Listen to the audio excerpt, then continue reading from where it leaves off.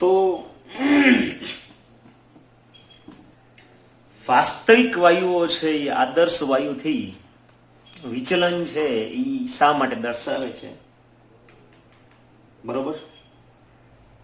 તો હું કામ વિચલન થયું છે એ પ્રશ્નનો જવાબ આપણે મેળવવાનો આજ પ્રયત્ન કરવાનો છે.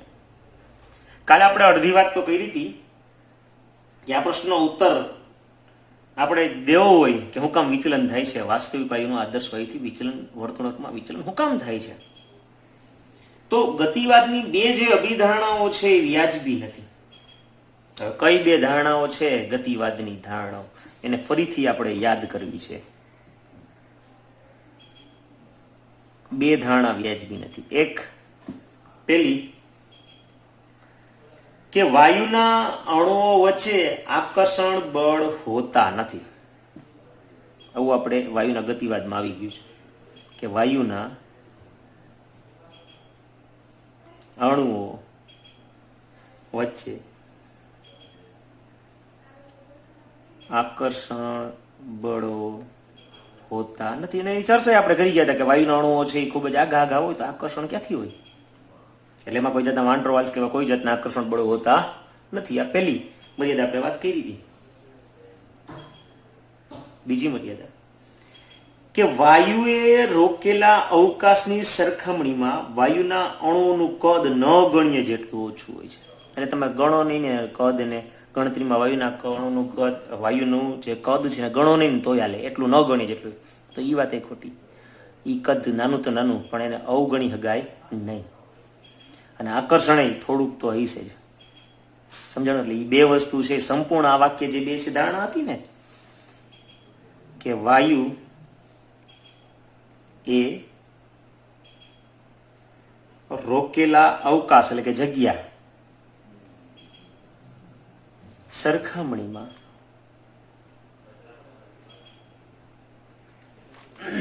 વાયુના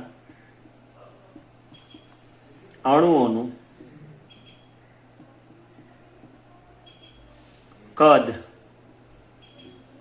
ન ગણ્ય જેટલું ઓછું હોય છે. બરોબર. આ જે બે ધારણા છે ને એમાં લોચા છે. સમજાણું? આ બે ધારણામાં પેલી વાત કરીએ આપણે. પેલી ધારણામાં હું લોચા છે ત્યાંથી ચર્ચા કરી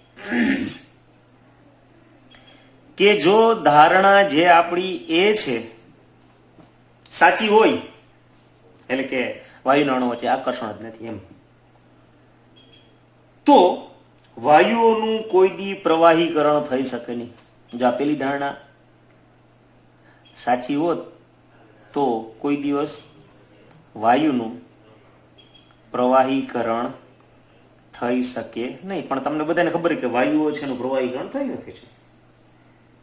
હે, આપણે વાયુઓને પ્રવાહીકરણ તેને ટૂંકમાં ઠંડા પાડવાથી અથવા સંકોચન કરવાથી અથવા બે કરવાથી પ્રવાહીને, બરોબર ને, તમે પ્રવાહીમાં રૂપાંતર કરી શકો. અને બનેલા પ્રવાહીને સંકોચવું તો ખૂબ મુશ્કેલ છે, કારણ કે એમાં સંકોચનનો ગુણધર્મ નથી પ્રવાહીમાં. તો આનો અર્થ એમ થાય છે કે અપાકર્ષણના બળો પૂરતા શક્તિશાળી હોય છે અને અણુઓને નાના કદમાં દબાવી દેવામાંથી રોકે છે. તમે વાયુઓને દબાવીને પ્રવાહી તો કરી નાખો, પણ પ્રવાહીને દબાવી શકે? તમારે ગ્લાસ એકનું પાણી હોય ને ડાબલીમાં પૂરી શકે? હું એમ કહું કે આ રૂમ જેટલો વાયુ હતો એને તમે ડાબલીમાં પૂરી શકો, પણ ડાબલી જેટલું પાણી હોય એને તમે ગમે એટલું દાબશો દબાય જ નહીં, કારણ કે એમાં સંકોચનનો ગુણધર્મ નથી. શું કામ? તો કે હવે એ પ્રવાહીના અણુ વચ્ચે શું છે? અપાકર્ષણ છે બળો. એટલે તમે પ્રવાહીને દાબી શકો નહીં. વાયુને દાબી શકશો અને પ્રવાહી થઈ શકશે. રેડી? અને જો ધારણા બી સાચી હોત તો પ્રાયોગિક માહિતી એટલે કે વાસ્તવિક વાયુઓ માટેની અને સૈદ્ધાંતિક રીતે બોયલના નિયમ પરથી ગણેલા મૂલ્યો એકબીજા સાથે સુસંગત થવા જોઈએ. તો ઈ ન થયા. હે, જો ધારણા બી સાચી હોત તો આપણી પ્રાયોગિક અને સૈદ્ધાંતિક માહિતી કેવી આવી જોઈએ? સરખી આવી જોઈએ. પણ એ તો સરખી નથી. એનો મતલબ એમ થયો કે આ બીજી ધારણામાં પણ શું છે? તો કે લોચો છે. હવે આપણે બેય ધારણાને સુધારવી પડશે. સમજાણું ને? આ જે એ ને બી ધારણાઓ છે એ સુધારવી પડશે. તો હવે આપણે એની પર મહેનત કરીએ. વાસ્તવિક વાયુઓ આદર્શ વાયુઓના નિયમોથી વિચલન દર્શાવે છે. કારણ કે અણુઓ એકબીજા સાથે પારસ્પરિક ક્રિયા કરે છે. એનો મતલબ એક જાતનું આકર્ષણ છે. ક્યારે પણ? તો કે ઊંચા દબાણે વાયુઓના અણુઓ એકબીજાની ખૂબ જ નજીક હોય. નોર્મલ દબાણ હોય તો વાયુના અણુ આઘા છે, તો આવરી પાછું વાક્ય સાચું છે કે એની વચ્ચે આકર્ષણ હોતા જ નથી. પણ ક્યારે કન્ડિશન વાપરીએ છીએ આપણે? તો કે ઊંચા દબાણે. તો ઊંચા દબાણે વાયુના અણુઓ છે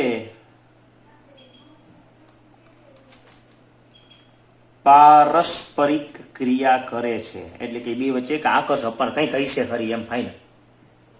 ઊંચા દબાણે વાયુના અણુઓ એકબીજાની ખૂબ જ નજીક હોય એટલે એની વચ્ચે પારસ્પરિક ક્રિયા થાય છે.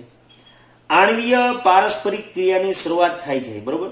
ઊંચા દબાણે અણુઓ પાત્રની દિવાલ સાથે પૂરતી અથડામણથી અથડાતા નથી. જો આવી રીતના છે. આ પાત્ર લીધું, બરોબર? હવે ઊંચું દબાણ હોય એટલે થશે શું?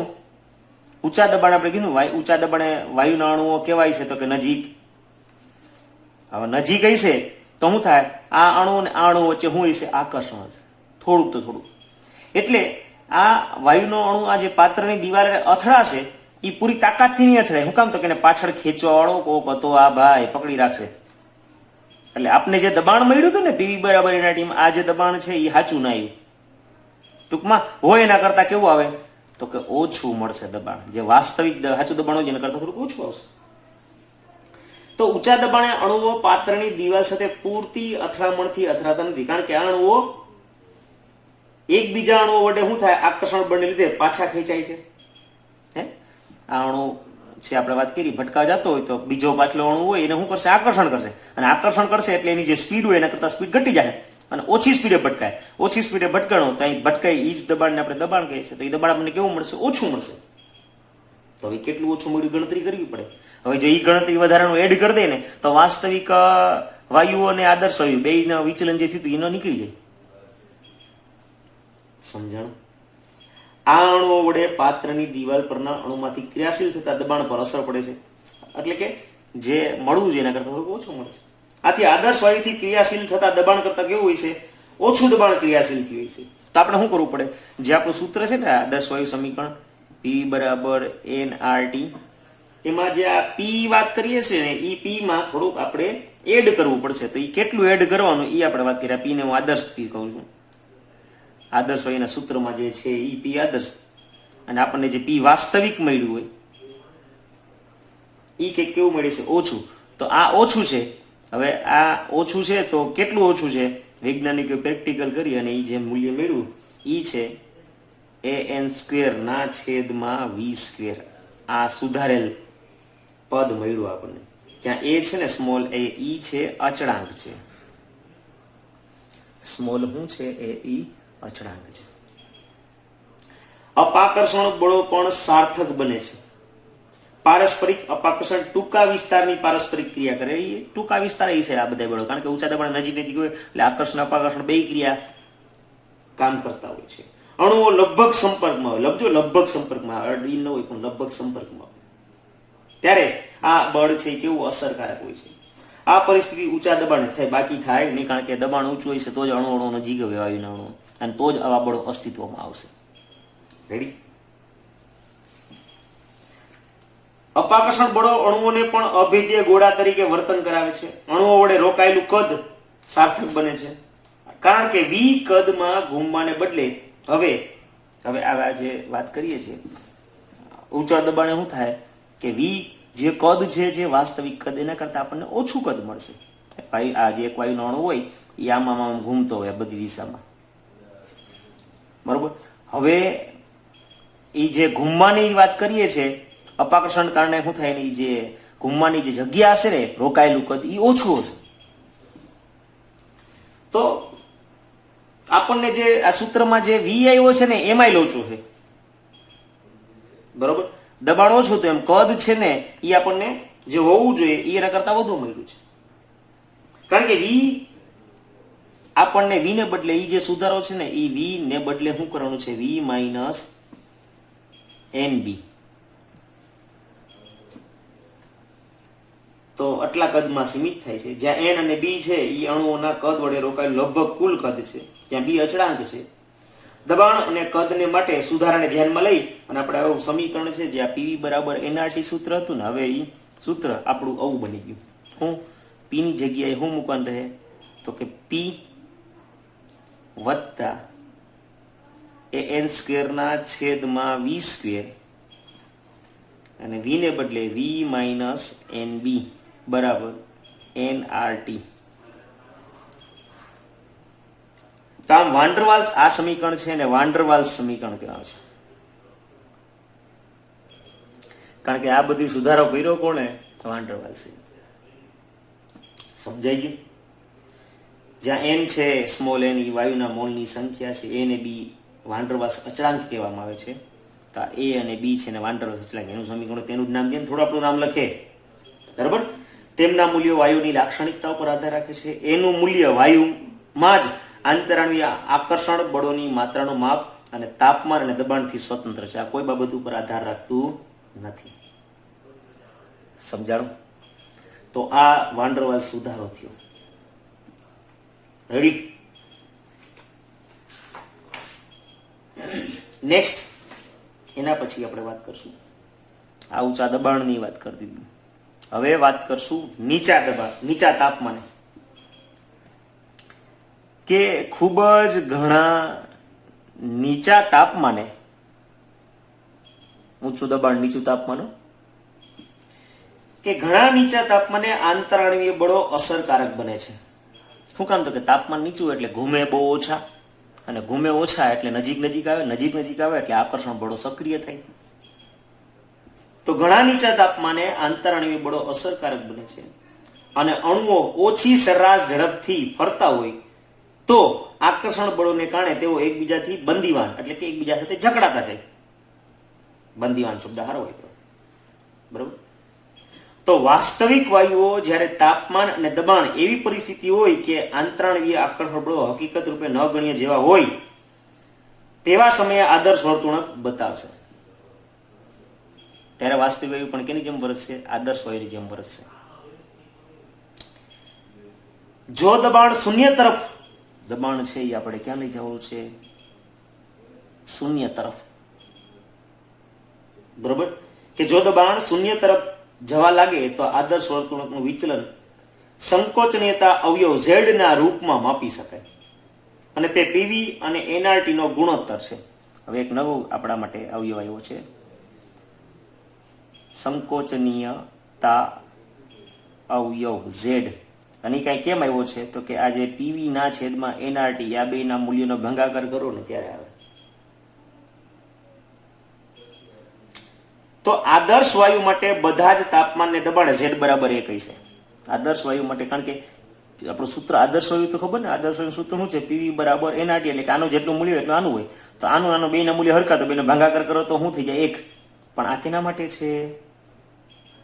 આદર્શ વાયુ માટે. આખો પ્રશ્ન છે આ આલેખ ઉપર આધારિત છે. હવે બરાબર, સંકોચનીયતા અવયવ સમજાવો Z એની પર આધારિત. તો આપણે આલેખ દોરવાનો છે પી વિરુદ્ધ Z વિરુદ્ધ P નો. કેનો આલેખ દોરવાનો છે? Z વિરુદ્ધ P નો, એટલે કે પીવી ના છેદમાં એનઆરટી વિરુદ્ધ P નો આલેખ. તો આપણે દોરીએ. આખો પ્રશ્ન કેની ઉપરથી છે? આલેખ ઉપરથી છે. એટલે આલેખ આવડી ગયો તો આ પ્રશ્ન આવડી ગયો.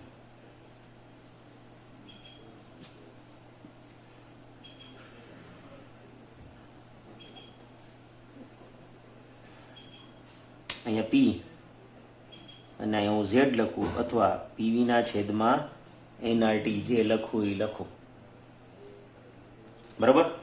આ આલેખ કેનો થઈ ગયો? તો કે આદર્શ વાયુનો. આદર્શ વાયુમાં સીધી રેખા જ મળે, એમાં કઈ ફરક પડે નહીં. તો આદર્શ વાયુ માટે બધા જ તાપમાને દબાણ Z બરાબર 1 થાય, કારણ કે પીવી બરાબર એનઆરટી. હવે Z વિરુદ્ધ P નો આલેખ આપણે દબાણ અક્ષ ને સમાંતર સીધી રેખા જ હોય. જે વાયુઓ આદર્શ વર્તુળથી વિચલન દર્શાવે છે, બરોબર, તેમાં z નું મૂલ્ય 1 થી 1 ને બદલે કે કા વધુ ને કા ઓછું આવશે. ખૂબ નીચા દબાણે બધા જ વાયુઓ z બરાબર 1 જ દર્શાવશે, એટલે કે આદર્શ વાયુ તરીકે જ વર્તશે. એટલે ખૂબ નીચું દબાણ હશે ને, નીચા દબાણે વાસ્તવિક વાયુ છે ઈ પણ કેની જેમ, તો કે આદર્શ વાયુની જેમ જ વર્તશે. એને એટલે z નું મૂલ્ય 1 જ મળશે. પણ ઊંચું દબાણ આવશે એટલે z ની કિંમત 1 કરતા વધી જશે. શું કામ? તો કે આ વાયુઓને સંકોચવા કેવા છે, તો કે મુશ્કેલ છે. ખૂબ દાબતા જાવ વાયુને કેટલો સંકોચ. મધ્યવર્તી દબાણે મોટા ભાગના વાયુઓ z ની કિંમત 1 કરતા નાની છે. તો આપણે એક આખો આલેખ જ દોર લઈ પહેલા, અને પછી આલેખ ઉપરથી જ આગળ ચર્ચા કરશું, બરાબર. જો ખૂબ નીચું દબાણ એટલે કે 0 દબાણે વાત કરીએ તો આપણો આ જે H2 નો આલેખ છે એ તમે જોઈ શકો છો. આ H2 નો આલેખ દોર્યો. નીચા દબાણે કેની આદર્શ વાયુનો અડેલો છે, બાકી ઊંચા દબાણે વિચલન થાય છે એવું તમને ખબર છે. અહીંયા જે હું દોરું છું એ 1000 બાર છે, તો દબાણ છે એ જેમ ઊંચું હોય એમ વિચલન વધારે છે, નીચા દબાણે સરખું થાય છે. અહીંયા આપણે આ z ની કિંમત 1 કરીએ, ઉપર z ની કિંમત 1.2, 1.4, 1.6, 1.8 એમ લઈ, અને નીચે 1 કરતા ઓછી એટલે 0.8, 0.6, 0.4 અને 0. રેડી? આ H2 માટેનો આલેખ કર્યો. એવી રીતના N2 ની વાત કર્યું તો N2 છે અમુક હદ સુધી છે એ આદર્શ વાયુની જેમ જ વર્તે છે નીચા દબાણે, અને પછી એવી પાછું વિચલન થઈ જાય છે. આ N2 નો આલેખ દોર્યો. પ્રેક્ટિકલી ડેટા છે એની પર દોરાતો. O2 ની વાત કરશું તો એ તો પહેલેથી જ નીચે આવશે, અને એક સર્ટન પોઈન્ટ આગળ જ એ આદર્શની જેમ વર્તશે, અને પછી વળી પાછો એનો આલેખ પણ કેવો હોય જાય. આ O2 નો આલેખ છે, બરોબર. મિથેન નો આલેખ દોરું, અને કાર્બન મોનોક્સાઇડ નો દોરું. આ જુદા જુદા વાયુઓ છે એના ડેટાની વાત કરીએ તો નીચા દબાણે જ z ની કિંમત 1 આવે છે, દેખાય છે ને. નીચું દબાણ એટલે 0. બધા જ વાયુ N2, H2 આ વાસ્તવિક વાયુઓ છે. O2, methane, carbon monoxide, carbon dioxide નીચા દબાણે કેની જેમ એની કિંમત z ની કિંમત 1 આવે છે. આલેખ ઉપરથી જ વાત કરવાની છે.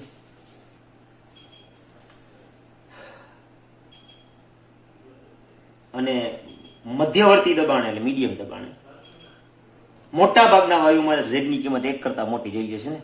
આ બધા વાયુઓ છે આપણા 1 કરતા ઊંચો જવાબ છે. આલેખમાં જ ખબર પડે 1 કરતા ઊંચો છે, દેખાય છે ને. રેડી? આલેખમાંથી 1 કરતા ઊંચો જવાબ બધા વાયુઓ. આમ વાયુઓ આદર્શ વર્તણૂક દર્શાવે જ્યારે ધારણ કરેલું કદ એટલું વધારે હોય છે કે જેની સરખામણીમાં અણુનું કદ શું કરી શકીએ, તો કે અવગણી શકીએ. ધારણ કરેલું કદ મોટું હોય એટલે કે પાત્ર મોટું હોય ને એમાં આખું આ જે મૂળ કદ હોય, રોકાયેલું કદ મોટું હોય, અને જે કદ હોય એના કરતા મોટું હોય ત્યારે જ આ વસ્તુ સાચી થશે. બીજા શબ્દોમાં કહીએ તો જ્યારે દબાણ ઘણા નીચા હોય, નીચું દબાણ હોય, દબાણ ઊંચું હોય તો વાયુના અણુ નજીક હોય, બાકી દબાણ નીચું હોય છે તો વાયુના અણુ છૂટા છૂટા જાય છે. તો જ્યારે દબાણ ઘણા નીચા હોય છે ત્યારે વાયુની વર્તુળક વધારે ને વધારે આદર્શ વર્તુળક તરફ જાય છે. કેટલાક દબાણ સુધી વાયુ આદર્શ નિયમોને અનુસરે છે. તેનો આધાર વાયુના સ્વભાવ અને તાપમાન ઉપર રહેલો છે. વાયુનું દબાણ કેટલું રાખો અને તાપમાન કેટલું રાખો એને આધારે એ વાયુ, વાસ્તવિક વાયુ આદર્શ વાયુથી કેટલી ઘડી એની નજીક રહી શકશે એ એના દબાણ ને તાપમાન ઉપર આધાર રાખે. જે તાપમાને વાસ્તવિક દબાણના ગણતરી પાત્ર ગાળામાં આદર્શ વાયુ નિયમોને પાળે છે, એટલે કે બધા જ વાસ્તવિક વાયુ અમુક ખાસ કન્ડિશનમાં જ કેની જેમ વર્તશે, તો કે આદર્શની જેમ વર્તે. જોઈએ આ H2 છે તો આ બિંદુએ આદર્શની જેમ વર્તે છે. O2 છે એ તો આ બિંદુ ને આ બિંદુએ આદર્શની જેમ વર્તે છે. મિથેન પણ આ પોઈન્ટ અને આ પોઈન્ટે આદર્શની જેમ વર્તે છે. કાર્બન ડાયોક્સાઇડ છે એ પણ આ પોઈન્ટ અને આ પોઈન્ટે આદર્શની જેમ વર્તે. એ સિવાય નથી વર્તતો, પણ અમુક ચોક્કસ તાપમાન અને દબાણે એ આદર્શની જેમ વર્તે છે. તો જે તાપમાને વાસ્તવિક દબાણના ગણતરી પાત્ર ગાળામાં આદર્શ વાયુના નિયમોને પાડે છે તે તાપમાનને બોઇલ તાપમાન અથવા બોઇલ બિંદુ કહેવાય. તો એ જે તાપમાન એ આદર્શ જેમ વર્તો હોય એને કહેવામાં આવે છે બોઇલ બિંદુ. શું કહેવામાં આવે છે? બોઇલ બિંદુ અથવા બોઇલ તાપમાન. તો વાયુનું બોઇલ બિંદુ તેના સ્વભાવ ઉપર આધાર રાખે. તો એ બધાના કેની ઉપર બોઇલ બિંદુ કેની ઉપર આધાર રાખશે? તો કે વાયુના સ્વભાવ ઉપર આધાર રાખશે. તેમના બોઇલ બિંદુની ઉપર વાસ્તવિક વાયુ આદર્શપણાથી ધન વિચલન દર્શાવે. એટલે ઉપરનું જે અહીંયા આ ઉપર જાય તો એને શું કહેવાય? ધન વિચલન કહેવાય. અને નીચે આવશે એને કહેવામાં આવે છે ઋણ વિચલન. એટલે એક કરતા મોટી કિંમત તો ધન વિચલન, એક કરતા નાની કિંમત તો ઋણ વિચલન. અણુઓ વચ્ચેના આકર્ષણ બળો ઘણા નબળા હોય. બોઇલ તાપમાનથી નીચે વાસ્તવિક વાયુઓ શરૂઆતમાં ઝેડ મૂલ્યોના ઘટાડો દબાણના વધારા સાથે વધે છે દર્શાવે. જોઈ દબાણ વધશે તો વધતું જાય છે. જે નિમ્નતમ મૂલ્ય પર પહોંચે છે. જોઈ લો નિમ્નતમ મૂલ્ય પહોંચ્યું. દબાણમાં વધારો કરતા ઝેડનું મૂલ્ય સતત વધે છે, વધતું જાય છે. ઉપરની સમજૂતી દર્શાવે છે કે નીચા દબાણે અને ઊંચા તાપમાને કેવું? નીચા દબાણે અને ઊંચા તાપમાને. આ કન્ડિશન યાદ રાખજો, બરોબર? તો નીચા દબાણે અને ઊંચા તાપમાને વાયુઓ આદર્શ વર્તણૂક દર્શાવે છે. તો વાસ્તવિક વાયુ ક્યારે આદર્શની જેમ વર્તે? તો કે નીચા દબાણ હોય અને ઊંચું તાપમાન હશે ત્યારે. આ પરિસ્થિતિઓ જુદા જુદા વાયુ માટે જુદી જુદી હોય. તે દેખાય છે ને, જુદા જુદા વાયુ માટે જુદી જુદી છે. જો આપણે નીચેનું નિરૂપણ નોંધીએ તો ઝેડની સાર્થકતામાં વધારે સમજણ મળી શકે. તો આપણે ઝેડનું સૂત્ર છે એ જે પીવી બરાબર એનઆરટી વાળું છે ને, તો પી વી શું લખવાનું? વાસ્તવિક ના છેદમાં એનઆરટી. કદ જે છે એ વાસ્તવિકનું હોય એ લખવાનું આ સૂત્રમાં. જો વાયુ આદર્શ વર્તણૂક દર્શાવે તો શું થાય? તો આપણે વી આદર્શ લખવું પડે. અને વી આદર્શ એટલે શું થઈ જાય? તો કે એનઆરટી ના છેદમાં પી. પીવી બરાબર એનઆરટી પર વી આદર્શ કીધું, બરોબર? તો ટૂંકમાં ઝેડ નું સૂત્ર આ ઉપલું વે સૂત્ર ઝેડ બરાબર શું લખવાનું? જે પ્રશ્ન છે બાકી એન છે એ મોલ છે અને સંખ્યા આર વાયુ અચળાંક છે એ બધું તો હરખેરખું જ છે. બેના તાપમાન હરખા રાખ્યા હોય. ફરક ક્યાં પડે છે ખાલી સૂત્રમાં? તો કે બેના કદમાં. તો આમ ઝેડ બરાબર આપણા માટે શું થાય? આ વી વાસ્તવિક અને વી આદર્શ. વી વાસ્તવિક અને વી આદર્શ આ બેનો ગુણોત્તર લેવાનો રહે. સમજાણું? તો સમીકરણ પરથી આપણે જોઈ શકીએ છીએ કે સંકોચનીયતા અવયવ ખરેખર તો મોલર કદ અને વાયુ તે તાપમાનને દબાણે આદર્શ વાયુ એમ ગણેલા મોલર કદનો ગુણોત્તર છે. મોલર કદ બેના કદનો ગુણોત્તર છે. રેડી? તો હવે પછીનો જે પ્રશ્ન છે એમાં વાયુમય અવસ્થા અને પ્રવાહી અવસ્થા વચ્ચે ભેદ પાડવામાં શક્ય નથી. એટલે ક્યારે વાયુ પ્રવાહીમાં રૂપાંતર પામે છે એ કડવું અઘરું છે. તેની ચર્ચા આપણે હવે કરશું. ટૂંકમાં વાયુ ક્યારે પ્રવાહી બને છે અને એના માટે શું કન્ડિશન છે એની ચર્ચા હવે એના પછીના પ્રશ્નોમાં કરવાની છે. રેડી? તો આ બધા પ્રશ્નો એવા છે કે આલેખ ઉપર આધારિત છે. આનો પછીનો પ્રશ્ન છે એ પણ આલેખ ઉપર જ આધારિત છે. તેની ચર્ચા પછી આવે.